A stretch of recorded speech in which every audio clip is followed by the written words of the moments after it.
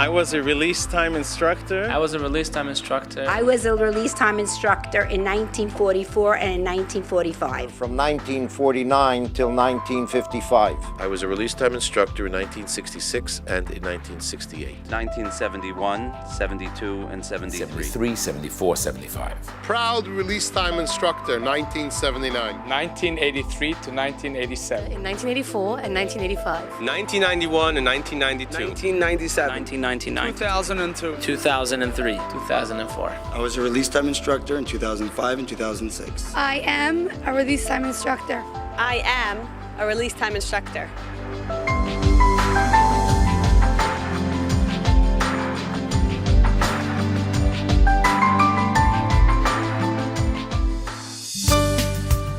My first real Jewish experience, other than Rosh Hashanah or Yom Kippur, was release time going to the synagogue on Wednesdays from the school. I was about 8 years old, and I found that there was more to being Jewish than just saying you're Jewish. I used to look forward to that release time when we went to the shul from the public school. It was a highlight of my week when I was able to go out on Wednesday and gather over 50 children from the public school to be able to give these children Jewish pride.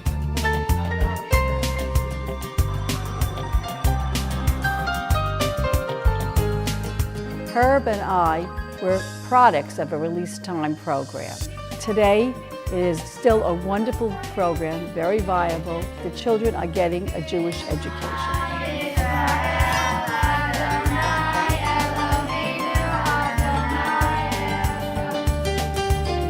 Every single Wednesday, when those 55 vans line up our office and go out to 100 different schools and teach 1,000 kids of what it means to be a Jew and how important it is to have good morals and good ethics and be a good person, we save thousands of worlds every single day. On Wednesday, we discussed Jewishness, and this was a wonderful thing.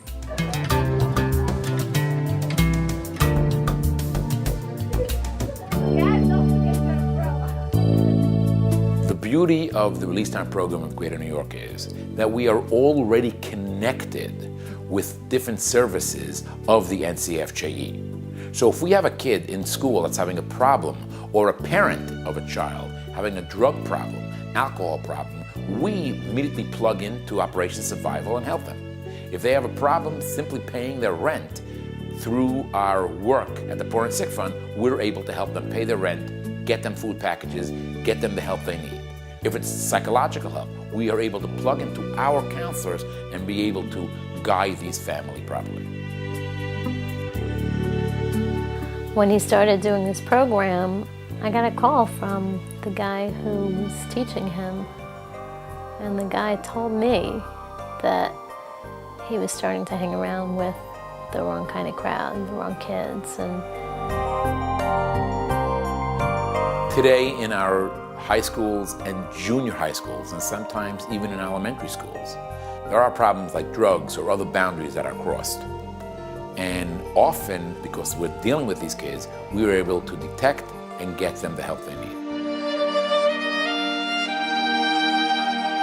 the teacher really, really cared about my son. He really, he was looking at my kid and seeing what was going on with him and caring and doing something about it.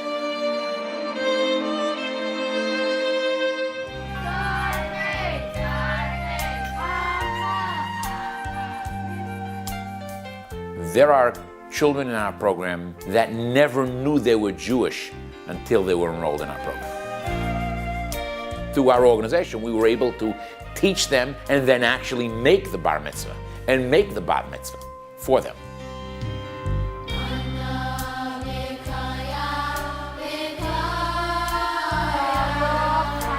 When you light the Shabbat candles and ask God for something, and if you're good and you respect what He's trying to tell you, you'll get what you want. This organization has been there for us in hard times. When Herb and I had an accident and we weren't expected to live, this organization was there for us. They helped a friend's son deprogram after he was in a cult. This has been a very special part of our lives. Every time we reach out to one child, that child has a father, has a mother, many times siblings, and we are reaching all the members of that family. If you don't remember who you are and what you are, you're nothing. And release time becomes the most important because it's starting with children in their formative years.